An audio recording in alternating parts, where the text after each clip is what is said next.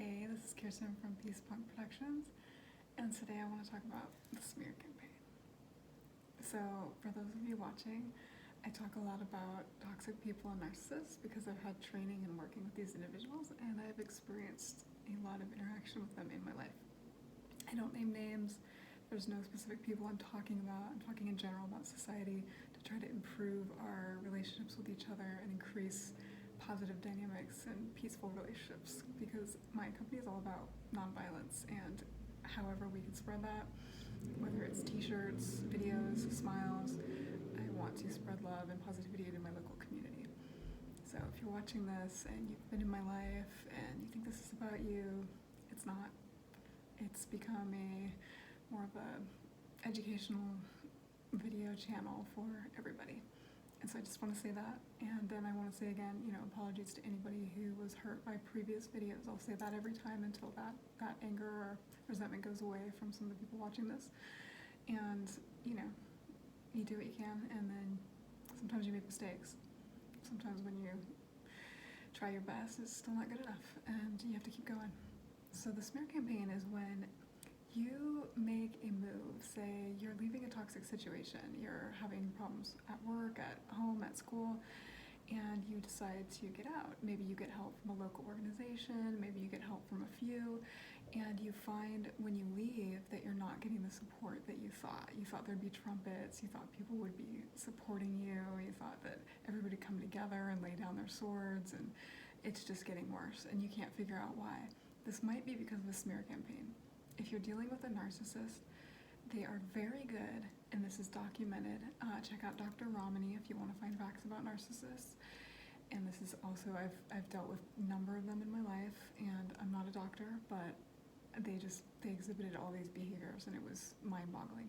So if you find yourself in that situation, you may find that you have a smear campaign going on, and this is very subtle. They will, I had a partner once who told me that if we ever broke up, that person would tell girls that I was a bitch and crazy, and that's how they get women.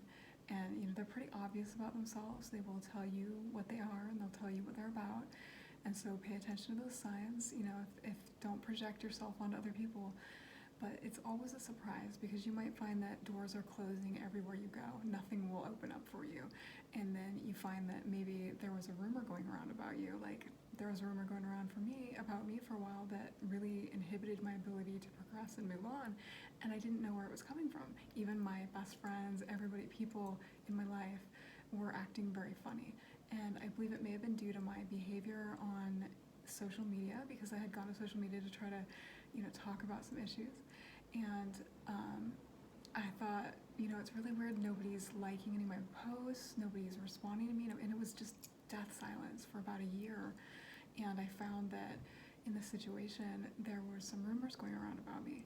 And they were not positive, and they were based on things I had done in the past when I was younger, because I had written a lot about sobriety, and I had put myself out there. And so this puts you at risk. So people can take this information and use it and share it with people who don't know you that well. So there were some people that didn't know me that well in my life who took this information. They're like, oh, it's definitely true. She must be that, because it's the only thing that explains this behavior.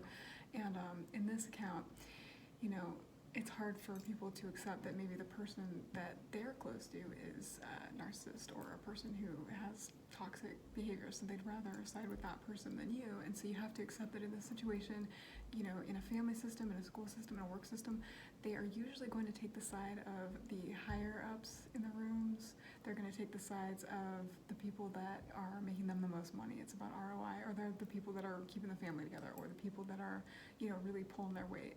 And so you have to look at society from a greater standpoint. I read the I Ching a lot, and I look at strategy, and how societies work is something that you have to keep in mind when you leave a toxic or abusive situation. It's not set up to help the abused, and so that's why I make this channel, to give you support so that you don't feel alone, because you may feel like you have nobody. And that's, I've had times in my life where I felt like I had nobody. I didn't want to go on. You can look at my video, Alienation in the Human Community, about meditation and spiritual practice and trying to get through that and getting through that dark time. So the smear campaign is just, it's insidious. They'll place things in people's heads, you know, and they won't say it meanly. They'll just be like, oh, did you know so-and-so this? And then the rumors go around, and these rumors, if you're in a small town or an area where people really gossip, can spread like wildfire, and then it can prevent you from getting jobs, it can prevent you from doing anything. And so you may find that the only people on your side are your mom and your sister. You may find that the only people on your side are, you know, maybe your ex-husband from a long time ago, or some old friends that you had in childhood. But really lean on the people that are there for you and look at actions. And if you find yourself feeling weird, you feel really weird about something, say you're on social, nobody's liking anything, all of a sudden you had tons and tons of feedback all the time for years, people liked you, and then all of a sudden there's nothing. There might be a smear campaign going on. If that's going on, you might want to pull back. You might want to pull back on that social media account. You might want to start a new social media account. You might want to start your life over, because really going into a smear campaign, if people are going to be doing this kind of abusive behavior, they're not the kind of people you want to be around. And the people that would listen to those kinds of comments and gossip about you without coming to you directly and asking you what is going on with you, those aren't people you want to be around either. And this took me a long time to figure out. You don't want to be around people who spend all their time gossiping. And I had a lot of people in my life like this that just, they talk shit. If they don't hear from you for a while, they will make something up. They will take it personally. And for me, I'm definitely a hard worker. I'm a workaholic, you know, self-professed. And I definitely spend lots of time working, and I'll go into long periods of time where I don't contact anybody. And for the people that I'm really close to, they can handle this and they can deal with ups and downs, and they know who I am and they don't take any offense to it.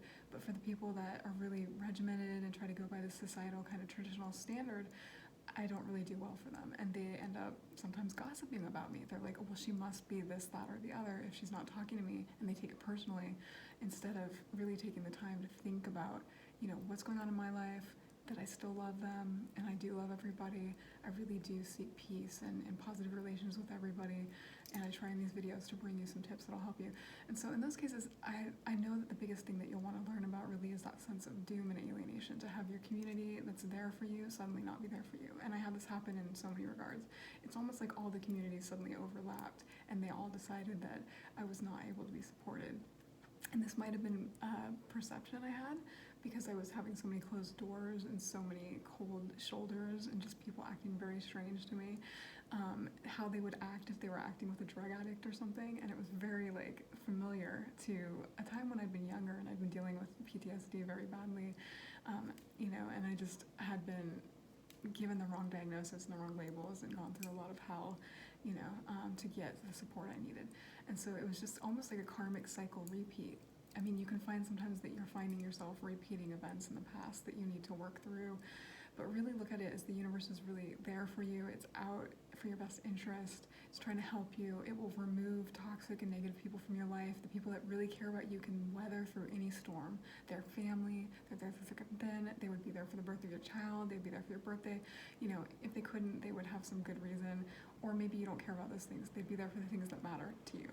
So the smear campaign can be really alienated. It can ruin your life, and you really may have to hang in there and dig deep to start over, to start a new life. And I've had to do this a couple of times in my life, and each time I've had San Francisco to come to start over, and so it's been a blessing. I didn't mean for this to go this long, but I was just going to say, if you're dealing with the smear campaign, hang in there. Start over, baby steps. Make sure to take care of your self-care and your daily regimen. Keep a routine if you can. Eat healthy. And make sure that you don't add any extra stress or drama, because you already have so much going on with you. With leaving this person, it's going to take you a lot of time, you know, or this job or this school to recover. And you have to give yourself that space. I think that would be the number one recommendation I would give to you. And then also, just don't take any advice from anybody. So if you're listening to this, take it with a grain of salt. You know, nobody can tell you what your life path is. Only you can. So, peace to you, peace, love, positive karma.